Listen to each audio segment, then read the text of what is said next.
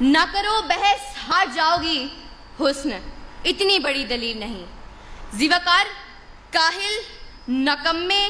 بیکار، سست اور نااہل لوگوں کا خود احتسابی کی بجائے ناکامی کا ذمہ دار تقدیر، نصیب، مقدر اور قسمت کو ٹھہرانا ریت اس نگر کی ہے اور جانے کب سے ہے۔ اس طرف سے آ کر قسمت اور صرف قسمت کے راگ الاپنے والے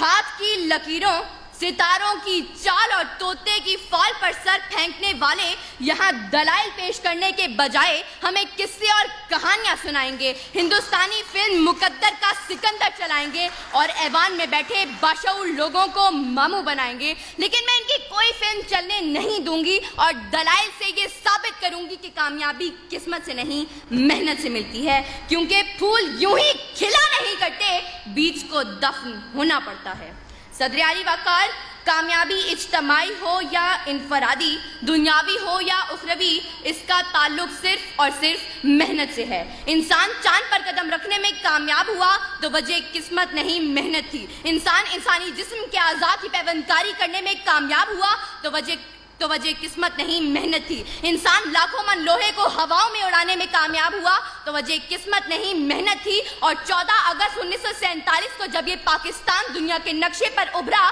تو اس کامیابی کی وجہ کوئی قسمت، مقدر یا تقدیر نہیں بلکہ تحریک پاکستان میں شامل لوگوں کی محنت اور صرف محنت تھی۔ ابس ہے شکوائے تقدیر یزداں تو خود تقدیر یزداں کیوں نہیں ہے۔ صدر اعلی وقار، اس طرف سے آ کر ایڑیاں اٹھا کر اچھل کود کرنے والے ان قسمت کے ماروں کو بتاتی چلوں کہ تلاش رزق میں نکلنے کے بجائے کسی منوسلوا کے اترنے کے انتظار میں بیٹھنے والے آج کامیاب نہیں بلکہ ناکام ہیں۔ پیاس بجھانے کے لیے کنویں تک چل کر جانے کے بجائے مقدر سے کنویں کو کھینچ کر پاس لانے والے آج کامیاب نہیں بلکہ ناکام ہیں۔ ظالم کے آگے سر اٹھانے کے بجائے ظلم کا نشانہ بنے ہاتھ پہ ہاتھ دھرے منتظر فردہ رہنے والے مظلوم آج کامیاب نہیں بلکہ ناکام ہیں۔ پلٹنے، جھپٹنے اور جھپٹ کر پلٹتے ہوئے لہو کو گرمانے کے بجائے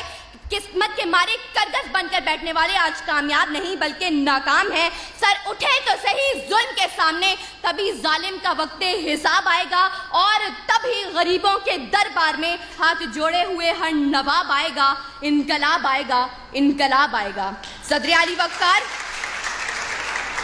وقار، اگر آج ہم نے کامیابی کا صحرا محنت کے سر سے اتار کر زبردستی قسمت کے سر پر رکھ دیا تو یاد رکھیں کہ طوفان میں موجوں سے مقابلہ کر کے کشتی کو ساحل پر اتارنے والے ملاح کشتی کو قسمت کی لہروں پر چھوڑ دیں گے اور اپنے ہاتھوں سے چپو توڑ دیں گے۔ منزل کی طرف گامزن متحرک قافلے اپنے سفر قسمت کے قدموں میں ڈال کر جمود کی چادر اوڑھ لیں گے۔ یہ طلباء و طالبات ہاتھ کی لکیروں میں گم ہو کر کتابیں پڑھنا چھوڑ دیں گے۔ جد و جہد، محنت، کوشش، کام اور بس کام کے فلسفے کو چھوڑ کر فٹ پاتھ پر بیٹھے عامل بابا نجومی اور بنگالی جادوگروں سے ناطہ جوڑ لیں گے، اور آج کے اس مباحثے کے منصفین مقررین کی تیاری دلائل اور محنت کو دیکھ کر نمبر لگانے کے بجائے آخر میں اول، دوم اور سوم آنے والوں کے لیے قسمت پڑی کھول دیں گے۔ سچ ہے جو بات سرے دار سنائی جائے، ایک نہیں ہاں کئی بار سنائی جائے، یہ جو قسمت ہے، مقدر ہے، نہیں مانتی میں